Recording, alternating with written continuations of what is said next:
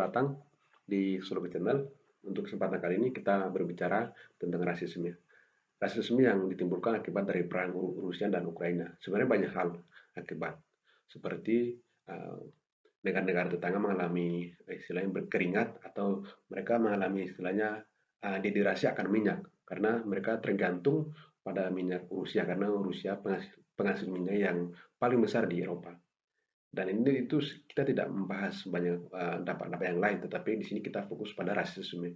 Ketika saya berbicara rasisme, saya tidak mengajak teman-teman untuk membenci atau untuk memfitnah atau untuk melakukan hal-hal kekejian dalam pemikiran kita kepada mereka. Tetapi kita di sini melihat bagaimana negara-negara maju pun hal ini sangat nyata, rasisme ini. Karena rasisme itu sebetulnya berdasarkan sejarah itu terjadi di Afrika Selatan, di Amerika, di Eropa, di bawah kekuasaan Hitler. Itu banyak hal terjadi di situ.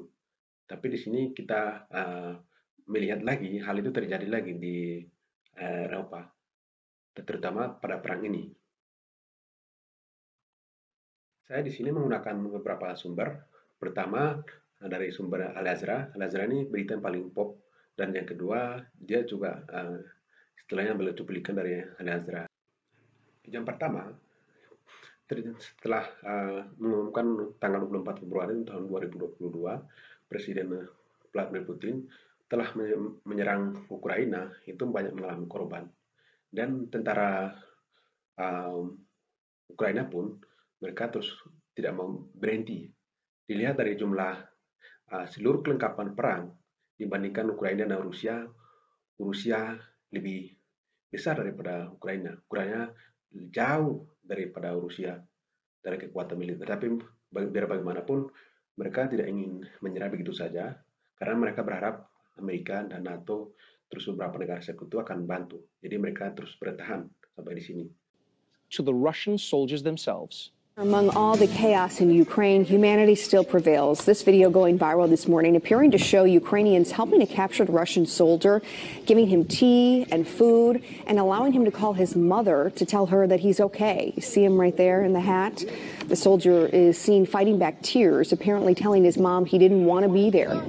Ukrainians on social media are telling Russian soldiers if they surrender, people will feed them and take care of them. Seorang ibu pun mereka terus bantu tentara Ukraina untuk terus bertahan, bahkan beri mereka teh dan makanan gratis. Ini merupakan sebuah kekuatan dorongan bagi anak-anak, dan mereka tidak takut mati. Bahkan di sini ada kacau balau, dikabarkan meninggal sampai 100 lewat, anak-anak maupun orang dewasa. Lalu kita lihat pada cuplikan video berikut ini. This Russian invasion is leading to another emergency unfolding at this hour, the humanitarian crisis just across Ukraine's borders. The United Nations Refugee Agency says at least 1 million Ukrainians have fled to neighboring countries, and that millions more could soon join them. Tonight, the crush to flee Ukraine. We were in this tunnel at the train station in Lviv, refugees packed so tightly they could only shuffle forward. Parents clutching their children's hands. There have got to be 1,000 people in this tunnel right now, all of them pushing their way towards the last track here. A railway spokesperson saying every hour, 5,000 to 10,000 more people arrive at the Lviv station in western Ukraine. Ukrainians are queuing for up to 20 hours trying to cross the border. Officials say this humanitarian crisis is only going to get worse. This exodus we're seeing from Ukraine is the biggest number of people displaced in Europe in the shortest amount of time since World War II. Welcoming the refugees with open arms, a warm drink and a hug in Moldova. In Slovakia, a chance to watch cartoons. Ukrainians welcomed by Hungarian officials and aid workers. Each handed a solidarity ticket, a free seat on another train to the Hungarian capital, where more help waits. You've got one European country after another saying that they will fast-track applications for asylum. The European Union is talking about giving them 3 years of temporary residency so they can work, they can access benefits. In Poland, they have opened their borders, opened their arms to as many Ukrainian refugees as will arrive. We keep our borders open. The nationals of all countries who suffered from Russian aggression or whose life is at risk can seek shelter in my country. Poland's commissioner to the EU personally offered to host a family of refugees in his own home in Warsaw, but the refugees had found an alternative place to stay. This is amazing, people. Dan sebenarnya banyak korban yang terjadi, sekitar 1 juta orang atau dari 5.000 atau 10.000 orang telah mengungsi ke negara-negara tetangga seperti di Inggris, di Polandia, ada beberapa negara lain yang sekutu dengan NATO dan Amerika.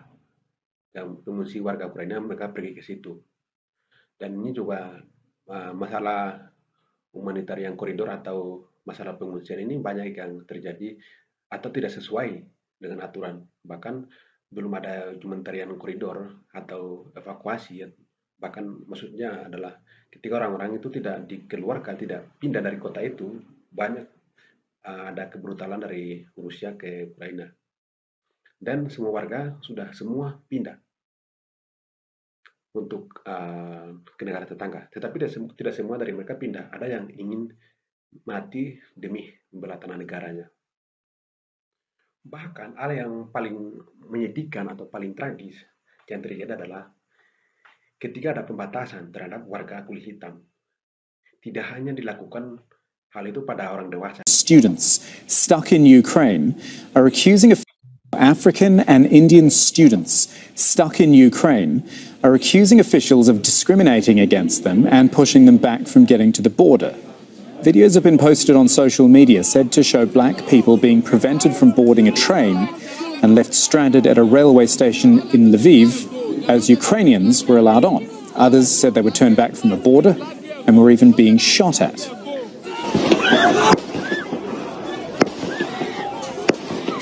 Like this video, Indian students claim Ukrainian guards on the Polish border beat them up and didn't allow them to cross. Tens of thousands of international students have been stuck in Ukraine since the war started. Why? Right now, we are solving the case of a Yemeni boy who is stuck at the border in Medica, who is still operating on the northern Polish-Belarusian border, and they are still not letting people.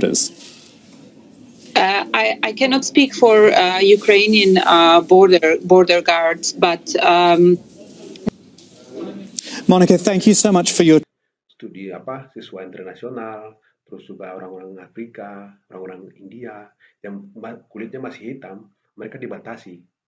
Mereka tidak diberikan kesempatan untuk mengungsi pergi ke negara tetangga. Dan tidak hanya sekolah-sekolah yang ditutup atau sekolah ini siswa internasional atau warga Ukraina yang paling masih kulit hitam. Tetapi turis yang datang bukan warga Ukraina atau warga Ukraina, semua yang intinya warga kulit hitam itu dibatasi atau terjadi segregasi.